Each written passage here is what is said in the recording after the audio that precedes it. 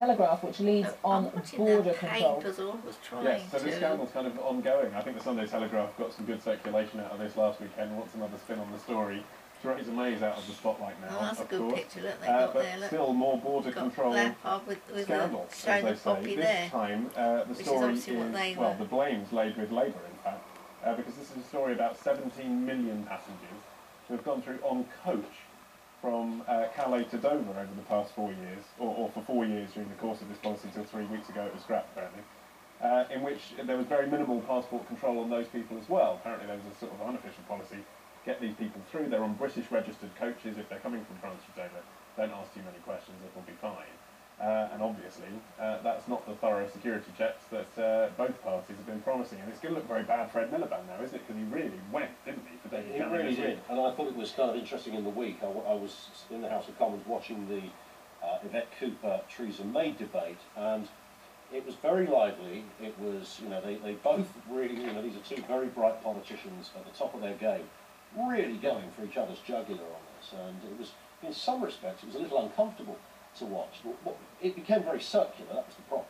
You knew this, did you know this? No, I didn't know that, I told him, and it was a lot of that kind of, that sort of speak. But what kept coming back to me was, of course, the overwhelming narrative that immigration played under the previous government. And I thought last week when I was watching this, I thought, any day now, a story is going to surely pop up of a completely similar nature to show, and I'm sure you could go back to the previous Tory administration when Major was in power and show something similar again. You know, the real reality is that you couldn't ever put enough people on passport control if you wanted to thoroughly check every single individual. Well, this is the thing, I'm seeing a surprise about, you know, there being lax controls. It's happened to me. It's happened to anyone that's driven from Calais through Dover. I've given him my passport and had it back 5 seconds later and they don't check in the I've never been stopped, you know, ever, yeah, other than to flash a passport. I've never had my bags checked.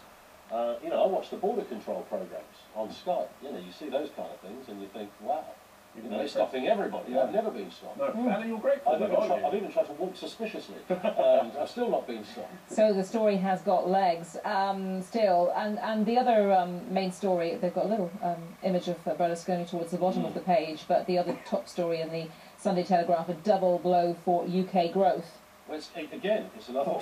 This is double blow. One part of that blow is the fact that youth unemployment is probably going to go over the 1 million mark this week.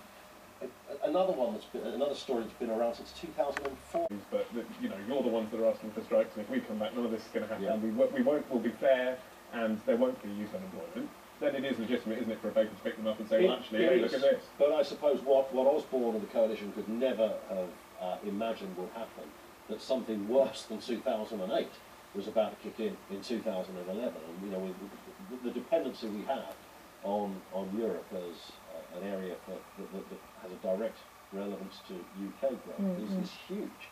And without that, we're stuck. You know, we're looking. Yeah, 40% of UK trade with the Eurozone. So also, you look at what's happening in Italy and Greece, and every country. There's not a lot of growth anywhere. Unless you go to somewhere like India, which had 11% growth, can you believe, compared to the sort of 0.345 that we're getting in all the Eurozone countries.